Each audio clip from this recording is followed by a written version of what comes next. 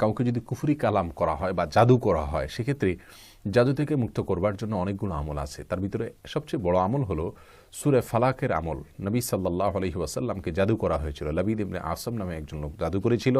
নবী সাল্লাল্লাহু আলাইহি ওয়াসাল্লাম সে জাদু থেকে মুক্ত হয়েছেন আলহামদুলিল্লাহ। তাকে একজন ফেরেশতা জাদু থেকে মুক্তির পদ্ধতি বাতলাবার জন্য এসেছেন। দুজন ফেরেশতা এসেছিলেন, একজন তার পায়ের কাছে, একজন তার মাথার কাছে দাঁড়িয়েছিলেন। তিনি সম্ভবত ঘুমিয়েছিলেন এবং স্বপ্নে দেখতে পাচ্ছেন যে একজন পায়ের কাছে ফেরেশতা, মাথার কাছে ফেরেশতাকে জিজ্ঞাসা করতেছেন এই লোকটার কী হয়েছে। বললেন জাদু হয়েছে, জাদু করা হয়েছে। কে করেছে? অমুকে করেছে। কীভাবে করেছে? পদ্ধতি বললেন। তারা বললেন যে বাঁচার উপায় কি? তখন বললেন যে কুল আল্লাহু আহাদ, কুল আউযু বিরব্বিল ফালাক, কুল আউযু বিরাব্বিন নাস বা কুল আল্লাহু আহাদ। যাই হোক, এই তিন কুলের আমল সকাল সন্ধ্যা যদি পড়া হয় জাদু থেকে মুক্তি পাওয়া যায়।